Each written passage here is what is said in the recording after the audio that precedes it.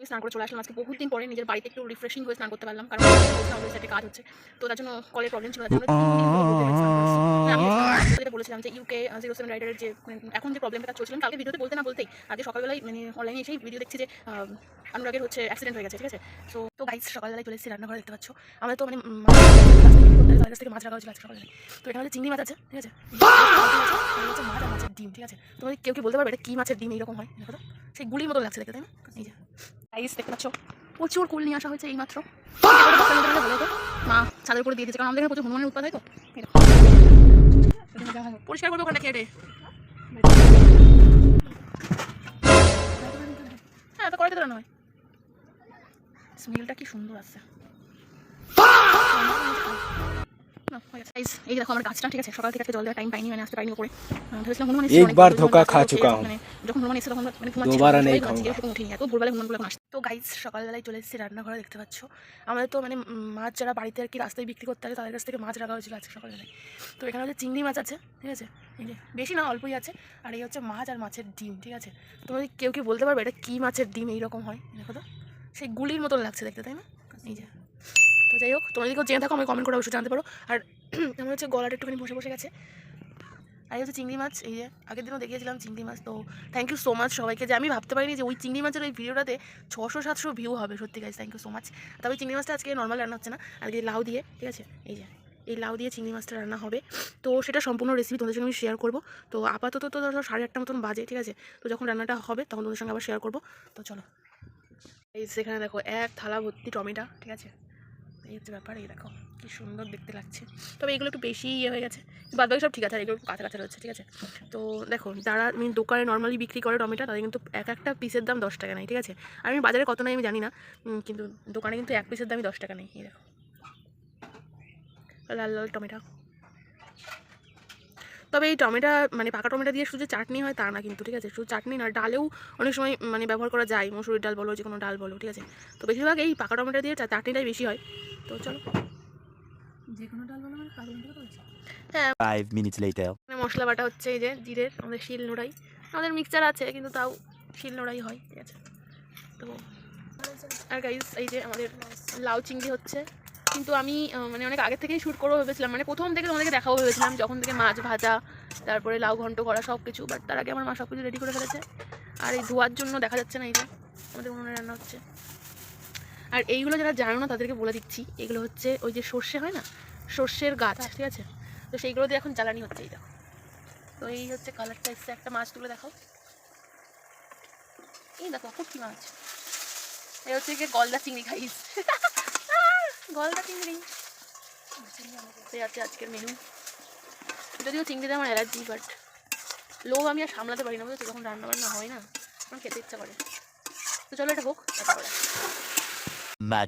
Much later. তো guys আমাদের কিন্তু রান্না বান্না সব কিছু কমপ্লিট। তো এই হচ্ছে গিয়ে রিটে মাছের ঝোল। ঠিক আছে, অনেকেই রিটে মাছ অনেকভাবে রান্না করে, অনেকে পছন্দও করে, খুব ভালোবাসে। বাট আমি যেহেতু মাছ খাই না, সেহেতু আমার কোনো মাছই ভালো লাগে না, শুধু এমনি কাতল মাছটা ছাড়া।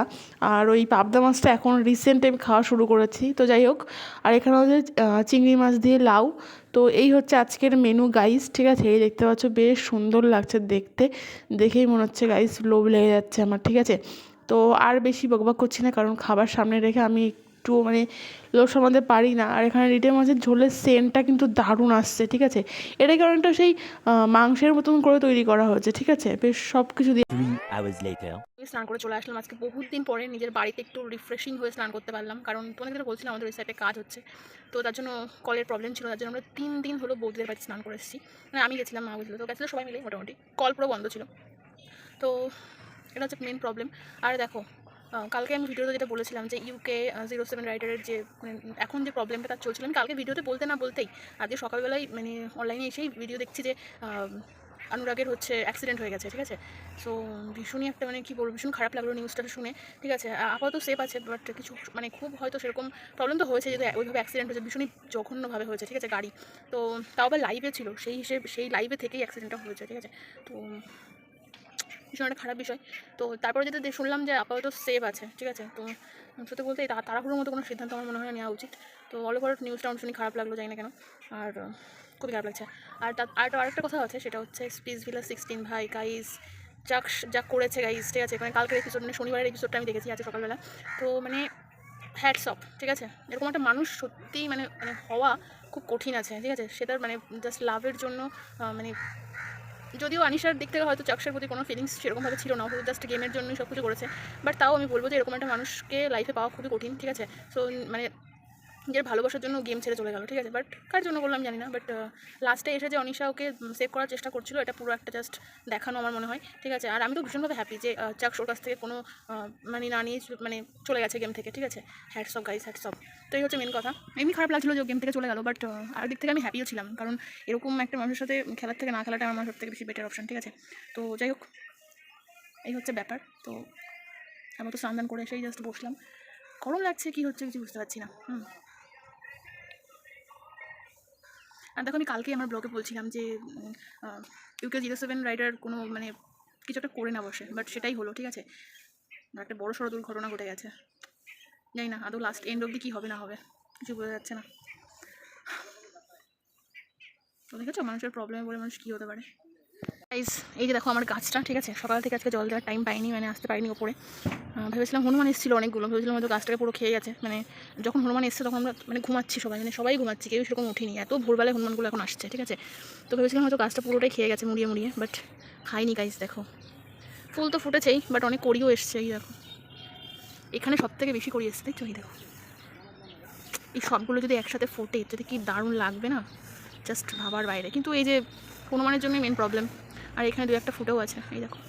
এই গাছটা যদি না খেয়ে নিত তাহলে যে এই গাছটা এত সুন্দর হতো তার বলার মতন না, ঠিক আছে। এই যে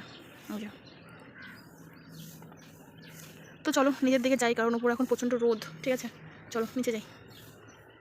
গাইস দেখতে পাচ্ছ প্রচুর কুল নিয়ে আসা হয়েছে এইমাত্র, কিন্তু এগুলোটা বস্তার মধ্যে ঢালে ভালো হতো, মা ছাদের উপরে দিয়ে দিয়েছে, কারণ আমাদের এখানে প্রচুর হনুমানের উৎপাত হয়। তো এই দেখো, দেখছো, তো এই হচ্ছে কাহিনী। এই যে